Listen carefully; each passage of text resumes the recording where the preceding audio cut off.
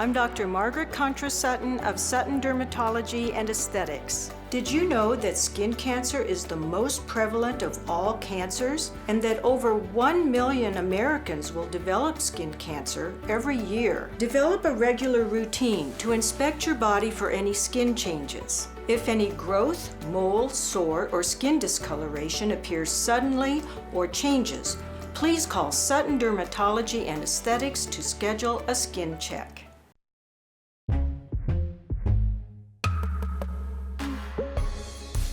This is Inspired Interviews, and I am your host, Katie Kinsella-Boles. This podcast is sponsored by Sutton Dermatology and Aesthetics. Today, we have Dr. Margaret Kontras Sutton. She's a board-certified dermatologist, specially trained in diseases of the skin, hair, and nails. She enjoys practicing medical, surgical, and cosmetic dermatology, and especially enjoys interacting with the entire range of patients, from newborns to centenarians. She completed her dermatology residency at Creighton University and completed medical school at University of Nebraska Medical Center, where she graduated with high distinction. During undergraduate studies at University of Nebraska-Lincoln, she was inducted into Pi Beta Kappa.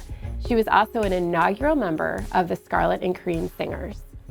Dr. Margaret, I'm so glad to have you here. Thank you, Katie. It's great to be here. Yes, I'm so excited to meet you because I feel like you're kind of a legend.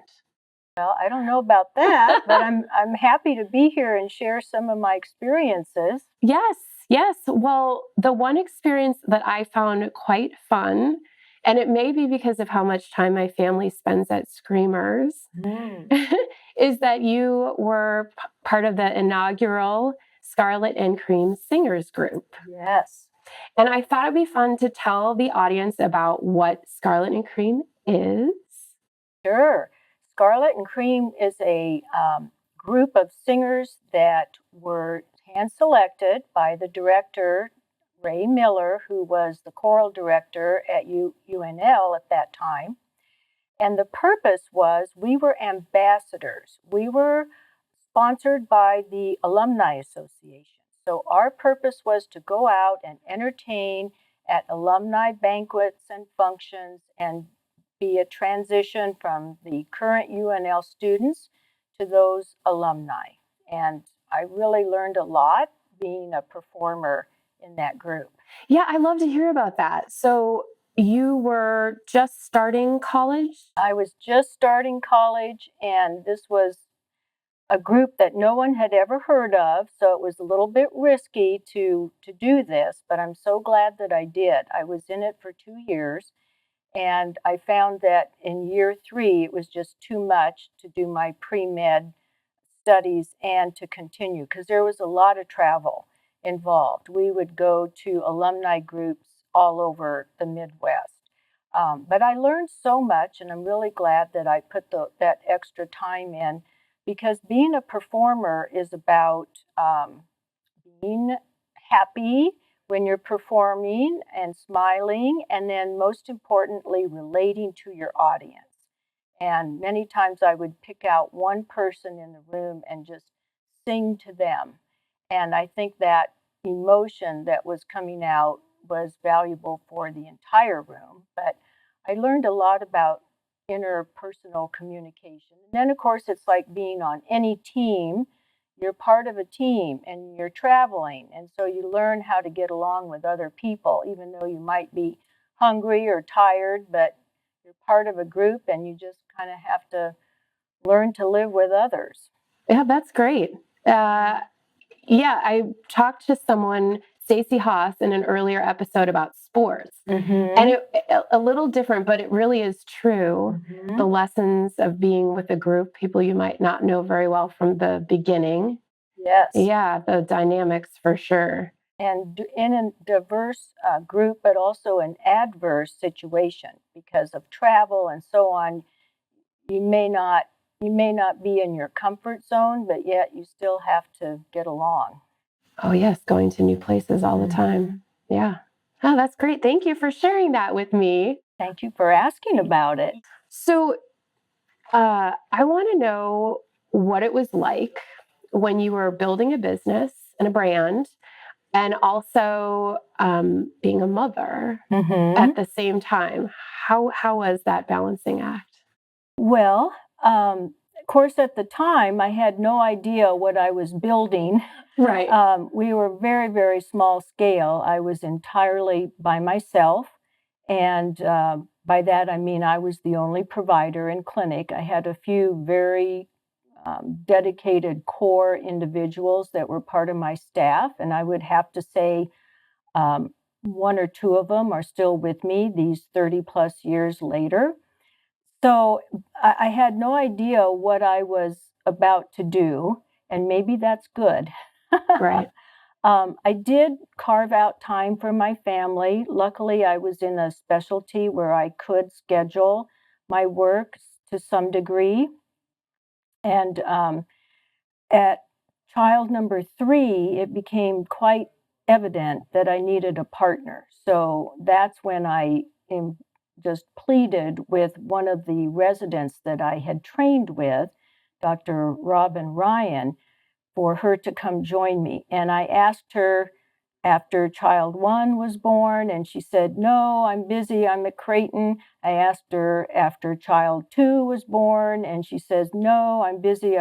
She had moved to Colorado to start a practice.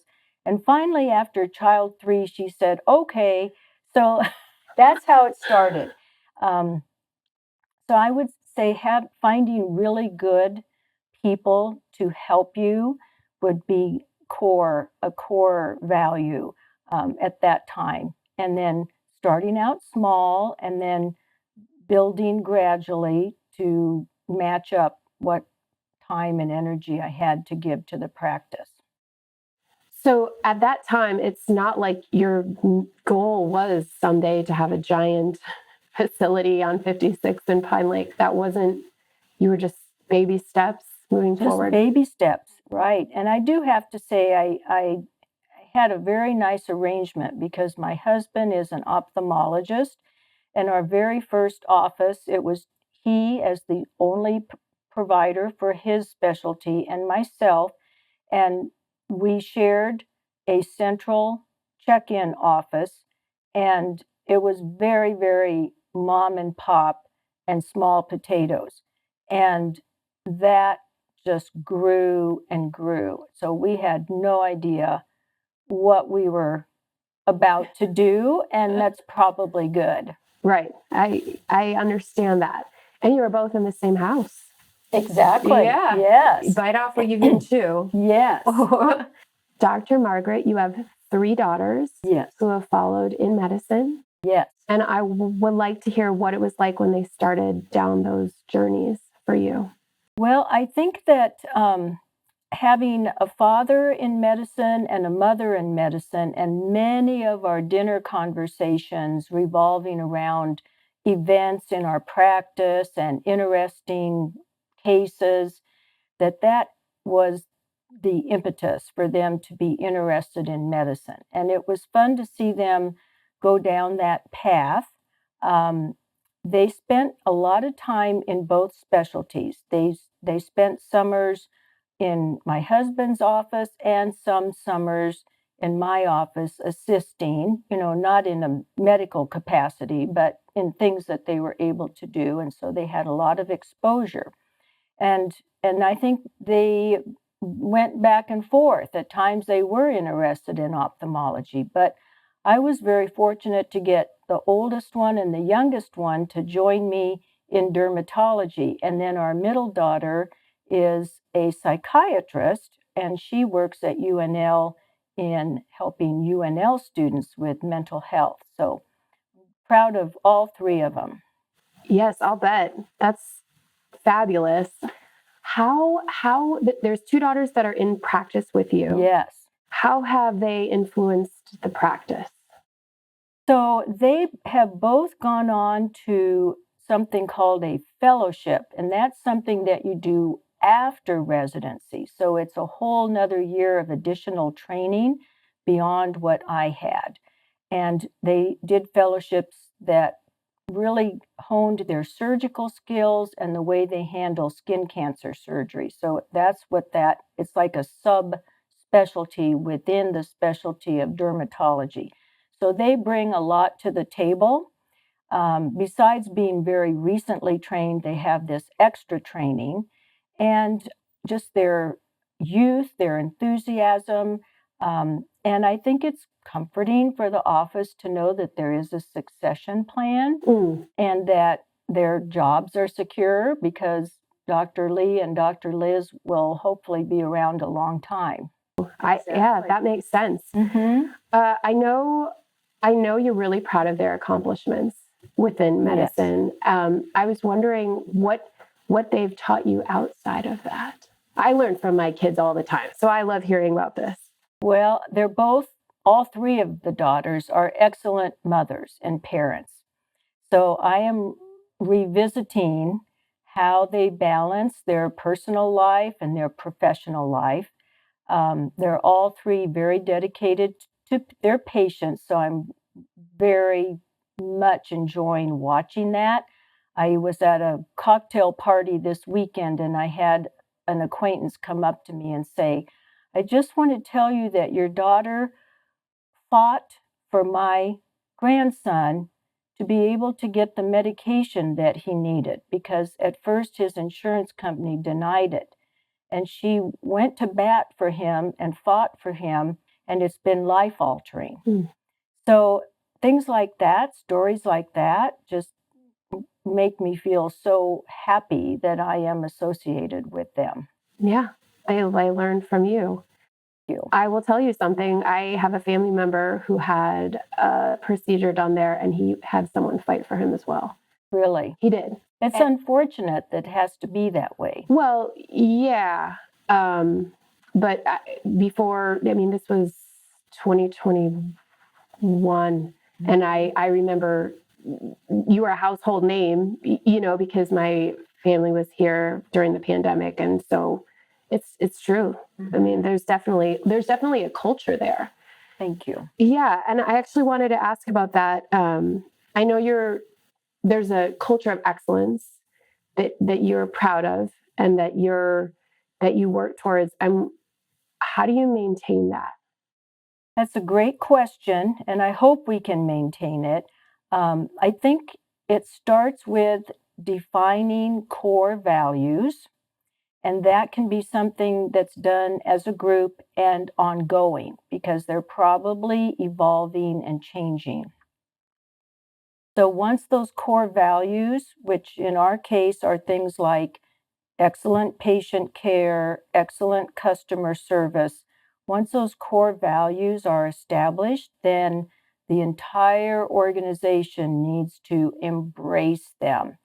And I think by including all levels of staff in getting to those core values, then they start to believe in them and they become second nature. I think also onboarding staff so that when new staff comes on from day one, they understand what they're getting into. We'd like to take a moment to thank our sponsor, Sutton Dermatology and Aesthetics. So Sutton was one of the first in Lincoln to open a medical aesthetics center and to add that to your offerings. Yes. And I think about risks, changing or adding things that are maybe more new or innovative. Mm-hmm. And how did you make that decision? Well, it was a very organic decision. I had read about colleagues across the country that felt like these things were within the realm of dermatologists, and I agreed with that. So we did training, a lot of reading, attending courses, reading about what colleagues were doing, and decided to start in a small way within the clinic. And that was about 16 years ago. And now we have completely developed an entire part of the building that's aesthetics with dedicated staff, dedicated rooms, all kinds of additional equipment. It was, in fact, a husband-wife team that discovered the uses of Botox originally. The husband was the dermatologist and the wife was the ophthalmologist. Oh, So this really hit home that this is within our area, our specialty, and that they were first using Botox for something called blepharospasm, which is where the eyelids just spasm uncontrollably. So the ophthalmologist's wife was using the drug and noticed that, wow, these patients are also getting this quiet forehead that's not wrinkling and moving. And so then the dermatologist started using it, and this is definitely in the realm of dermatology. So we took it and ran, and now we're using it in many other areas. We're believing that prevention is the name of the game, and therefore younger patients are coming in for good, healthy skin care, advice on sun protection and how to avoid aging of the skin, and doing these smaller, more gradual, and safer procedures as a prevention. And so the philosophy has really, really changed, and we're lucky we've been on that, we've been riding that wave all along. right. I think about even 15, 20 years ago, we didn't even talk about these things with friends, Right. right? I'm noticing people having more open conversations about that. And yes, like a facelift, that kind of thing is so invasive. Mm-hmm. And I am mind blown with all the things that can be done. Yes, Yeah. and it's been really fun because some of these things, as I say, we're doing them off label. They're not FDA approved. So patients definitely are made aware of that. Right. But we can be very creative in how we handle things. So instead of just using the Botox in the forehead, we're starting to use it in the masseter muscles and help patients get a more uh, oval and tapered face and not have a square jaw. So, I mean, that's an off label use. It's still very, very safe, but we're able to really have some fun with it too. Right. Right. Mhm. What values did your parents teach you and instill in you that have helped throughout your life? Mhm. Well, that's a very important question for me to answer because I do feel like I got a wonderful start in life because of my parents. My father was an immigrant from Greece. He came over to this country as an adolescent. And as a result, he really appreciated being in a democracy, in a country where you could achieve the American dream. And he did achieve the American dream by working very, very hard, being honest, being persevering, and he reached a level of success that catapulted myself and my brother to value education and to pursue degrees in medicine, and my brother in dentistry. And both of my parents really valued education. It was very evident to me from a young age that I was going to work hard at school and be a good student.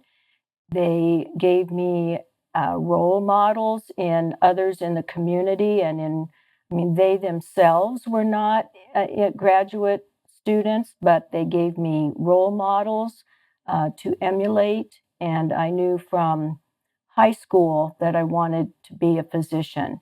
And so they supported me in that in many ways. And I think I owe them everything, really.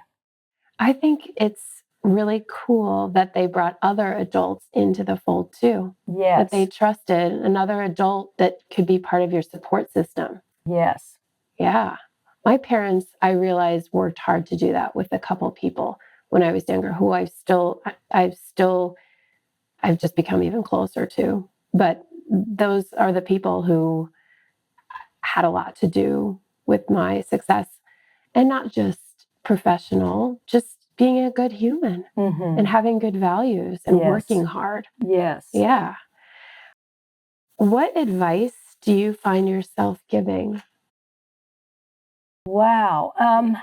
I don't I hope that my advice is being a good role model. So, in other words, I hope that those that are seeking advice from me will look at how I have tried to live my life and how I have valued certain things, and that's the advice that I give. And those would be value on family, both those who have come before you and those that you now have as children and grandchildren, and how important it is for children to have parents that care and that support. And so that would be my advice, is look to how I have attempted to live my life and take from that what you can value and use moving forward. Yeah. It's true. It's not giving advice. Often it's emulating or leading by example. Exactly. Yeah. I know. And some people don't want to give advice, unsolicited advice. I don't want to give that, but I would hope almost like, what would that person do? Mm-hmm. And because it's value driven. Yes. The time. Who do you lean on? Well, that's a good question. I have a very strong support system at home. I think, as I said earlier, my husband and I started together as in our original very tiny little practice, and we bounce things back and forth all the time, even now, even though we're in separate practices and different locations.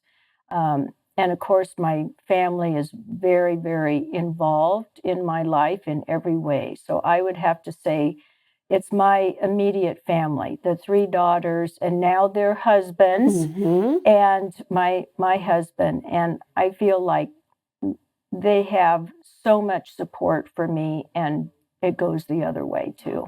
Very fortunate, fabulous family you have. So lucky. Yeah, it's true. Yes.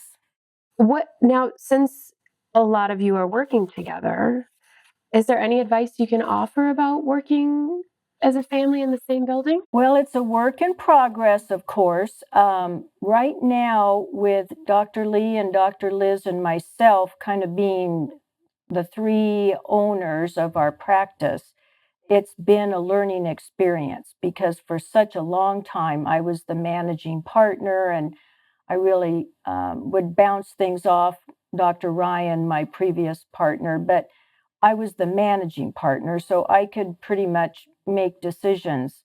Now I feel like I'm in a role in which this is part of the succession plan, is that I am handing off the baton, and they are going to be the people making decisions. So there's some dynamic there of how do we transfer that power, if you want to call it, and then how did the 2 sisters manage that? So this is all a work in progress, where we're just now kind of having all 3 of us here at the same time, just because of all the extensive training. Dr. Liz just joined us about a year ago. So it's a work in progress, and we're paying attention to it. We're not just going to let things happen. We're going to be intentional about it and try to do things in a thoughtful way that is planned. Right. Everything together. Yes. With purpose. Yes. Yes, not like the show Succession. Have you heard? I haven't seen that, but it sounds like I don't want to be like that. Right. Exactly. That's exactly what you don't want to be like. Okay, I'd like to add some fun questions for you. Okay. What is your favorite song to sing? You can say 2 if you want. Happy songs. Well, there's a song that my dad liked a lot. It's a wonderful world, or it's a beautiful world, because it's so positive and it's so true. So I would say that'd be my favorite song. In fact, there's a book in which those words are, a little kid's book. Oh. And I like to sing that to my grandchildren. Oh, the words to that song Yeah. are fabulous. They are. We should maybe listen to that song going into work every day. We should. I like that idea, mhm. Katie. What's your favorite game to play? It's It's okay if you don't like games. Well, I'm trying to become a game person because the grandkids like games. But I'm not, I don't have a favorite game actually, but I'm trying to be better at that. You're branching out. Mm-hmm. Are they with like Chutes and Ladders right now, or are they? Well, Candyland is popular. Very good. Very good. I played some Candyland in my day. I bet you have, yes. Okay, you're starting the best Saturday ever. You're going to have the best Saturday. What's the first thing you do in the morning? The first thing has to be coffee. And then we live close to Holmes Lake. So going around, doing a circuit, a walk around Holmes Lake has got to be right up there. Yes. Fresh air, coffee, then fresh air. Coffee, then fresh air. It's just, there's so much wildlife around there now. Oh, there's a pair of bald eagles that has a nest. Okay. Yeah, so it's not unusual to see a bald eagle soaring above us, and little muskrats in the water, and just all kinds of wildlife. Yeah, I actually kayak out there. I got a kayak and a kayak rack, and that's my freedom, my happy spot. And I've seen those. It's a gem to have it right in the middle of town. Yeah. Really. Yeah. And it's fun to people watch too. There's people from all walks of life doing every activity you can imagine. It's true. It's just a gem. A man caught a fish when we were walking by, and he had my son pretend like he caught it. It was the cutest, just a stranger. Oh, that's people really are fabulous. Nice. Okay, we know it wasn't Succession. What do you like to watch TV? I do. Do you watch series? I do watch series. Okay, what's the last one that you binge watched? Or we're very into? Well, let's see. Right now, I'm watching Ted Lasso. Oh gosh, there were some that I really liked. I'm trying to think. Well, because my daughter's a psychiatrist, we watched Shrinking, which is about a psychiatrist. Do you recommend that? Well, I don't know. It's an acquired taste. I agree with you. Yes, we've definitely jumped on the Ted Lasso bandwagon very late in the game. I have a whole new appreciation for sports now too, though, because I think anyone could watch Ted Lasso and come away with something good. There's some good life lessons. Yeah, there really is. Well, thank you so much for coming to take time today and do this. Thank you, Katie. It was really enjoyable. Yes, thank you. Today's Inspire podcast is sponsored by 3 incredible women and board-certified dermatologists, Dr. Margaret Kontras Sutton, Dr. Lee Sutton, and Dr. Liz Sutton of Sutton Dermatology and Aesthetics. Sutton Dermatology and Aesthetics physicians and providers are expert leaders in the field of dermatology, skin cancer surgery, and medical aesthetics. Call 402-484-9009 or visit suttonderm.com to schedule an appointment with Sutton Dermatology and Aesthetics today.